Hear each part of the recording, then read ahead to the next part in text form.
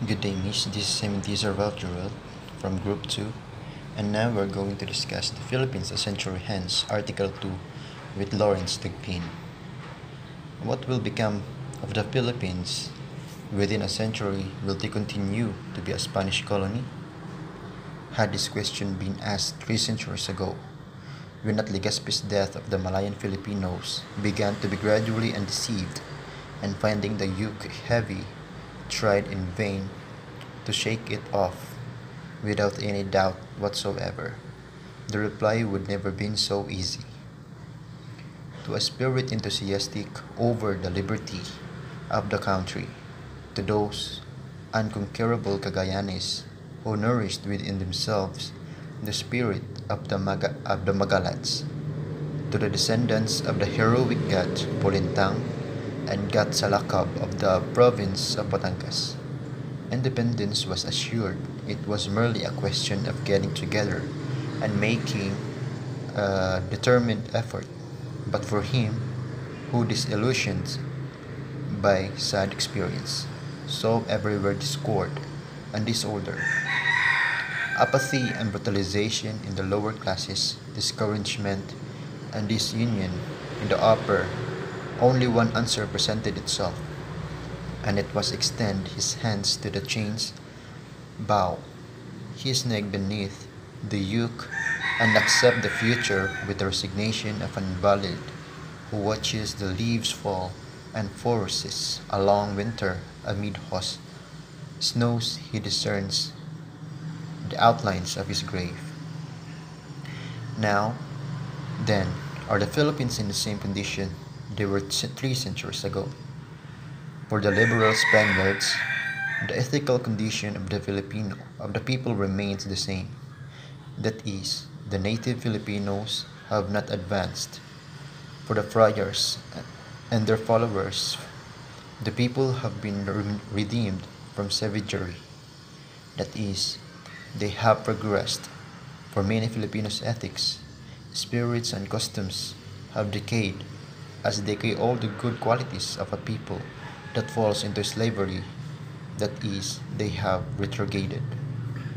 Laying aside these considerations, so as not to get away from our subject, let us draw a brief parallel between the political situation then and the situation at present, in order to see what was not possible at that time can be so now, or vice versa. Let us pass over the loyalty the Filipinos may feel for Spain. Let us suppose for a moment, along with the Spanish writers, that there exist only motives and hatred and jealousy between the two races. Let us admit the assertions flaunted by many and 3 centuries of domination have not awakened in the sensitive heart of the native a single spark of affection or gratitude, and we may see whether or neither Spanish cause has gained ground in the islands. Formerly, the Spanish authority was upheld among natives by a handful of soldiers, 3 to 500 at most, many whom were engaged in trade and were scattered about not only in the islands but also among the neighboring nations, occupied in long wars against the Mohammedans in the south, against the British and Dutch, and ceaselessly harassed by Japanese, Chinese, or some tribe in the interior. On the other hand, the present situation seems to be gilded and rosy, as we might say, a beautiful morning compared to the vexed and stormy night of the past. The material forces at the disposal of the Spanish sovereign have now been tripled. The fleet relatively improved. There is more organization in both civil and military affairs. Communication with the sovereign country is swifter and surer. She has no enemies abroad. Her position is assured, and the country dominated seems to have less spirit, less aspiration for independence. A word that is to it almost incomprehensible. Everything then, at first glance, presages another 3 centuries.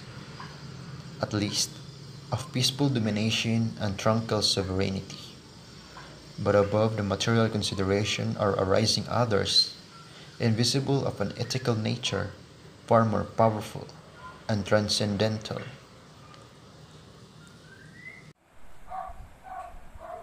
Good day, ma'am. I'm Dagbin Lawrence, and I'm going to continue with the previous reporter, which is Mr. Hemitiza, and I'm going to continue with my part here.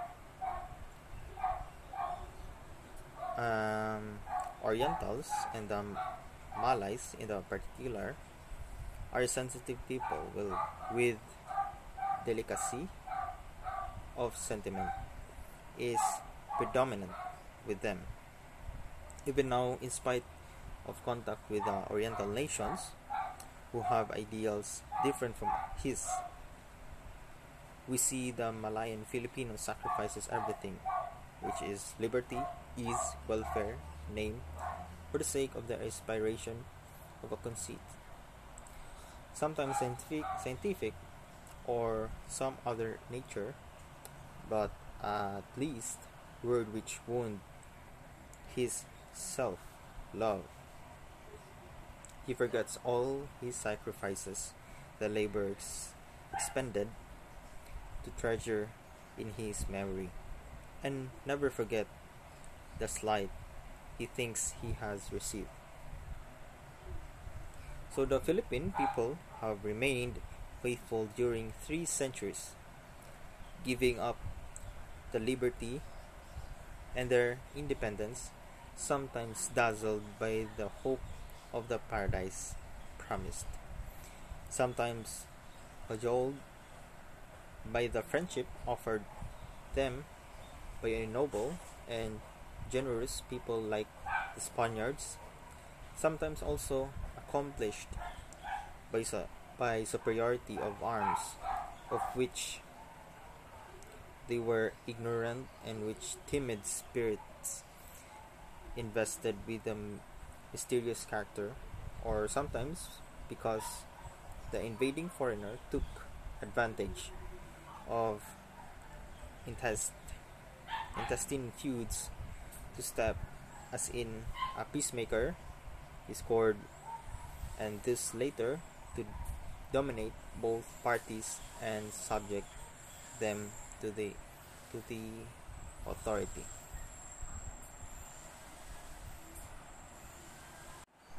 As for this part and the next slide, the priest of that epoch, wishing to establish their domination over the people, got in touch with it. They made common cause with it against the oppressive encomenderos. Naturally, the people saw them greater learning and some prestige, and placed his confidence in them, followed their advice, and then listened to them even the darkest hours. Even they wrote, they did so in defense in the rights of the native, and made his cry reach even to the distant steps of their throne. And not a few priests, both particular and regular, undertook dangerous journeys, and as representatives of the country, and this along with the stink of public residentia, then required for the governing powers, from the captain general to the most insignificant official, rather consoled and specified the wounded spirits, satisfying, even though it were only it formed all the malcontents. And the next, true it is that the penal code has come like a drop of balm to such bit bitterness. But of what use are all of the codes in the world if by means confidential reports for the trifling reasons if thought anonymous traitors and honest citizen may be exiled or banished without hearing without a trial, or what is used that the penal code for use his life. If there is no security in the home, no faith in the justice of confidence, in the tranquility of consequence, of what use is all the array of terms, all that collection or articles, then the cowardly accusation, the traitor has more influence in the timorous ears of the supreme autocrat than all the cries of justice. As for this next slide, if this state of affairs should be continued, what will become of the Philippines within a century? So, the batteries are gradually becoming charged, and if the prudence of the government does not provide an outlet for the currents that are accumulating, someday the spark will generate it. This is not the place to speak of what becomes such a deplorable conflict might have, for it depends upon chance, upon the weapons, and upon the thousand circumstances which man cannot foresee. But even though all the advantages should be on the government side, and therefore probability of success, it would be terrific victory, and no government ought to desire such. And then, so if the prudence and wise reforms out ministers do not find capable and determined interpreters among the colonial governors and faithful praetors among those who frequent political changes sent to fill such as delicate post. If met with the internal, it is out of order of preferred by the elements who see the livelihood in the backwardness of the subjects. If just claims are to go unheeded as belong as a subversive tendency, if their country is denied representations in the Cortes and an authorized voice to cry out against all the kinds of abuses which escape through the complexity of the laws. If, in short, the system prolific, the results aliening of the good will the natives is to continue picking his apathetic mind, which insults and charges of attitude. We assert that in a few years the present states of affair which been modified and completely inevitable, there now exists a factor which was formerly lacking. The spirit of the nation have been aroused, and a common misfortune, a common debasement has united all the inhabitants of the islands. For this part, it tackles the poverty arrest their development. The factors here are perhaps, but it is very dangerous means experience have everywhere.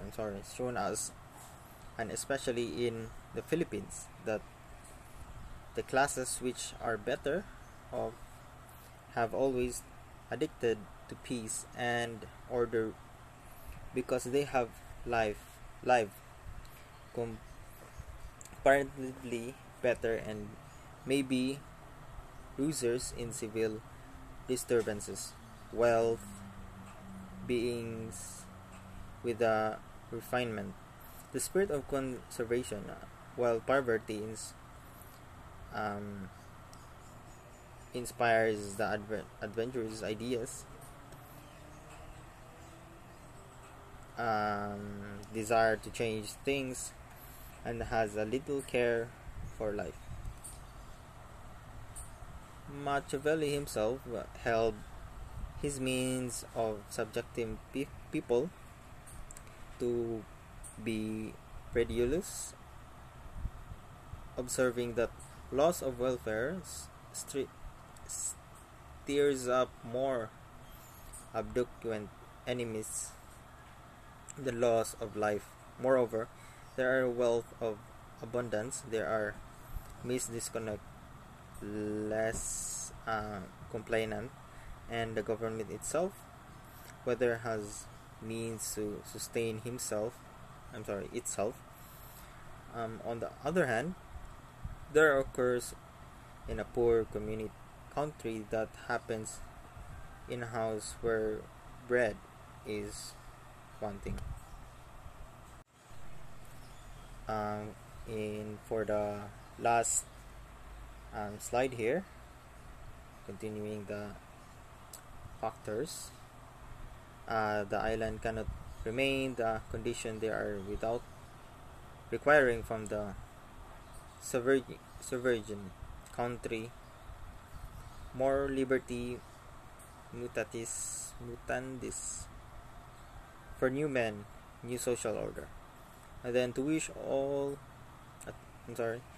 that a lag child remain its swaggling clothes, or the risk that it may turn against it, nurse and flee, tearing away the old rags that blinded. And then the Philippines then will remain under Spanish domination, but with more law and great liberty, or they will declare themselves independent after stepping themselves and the mother country in the blood.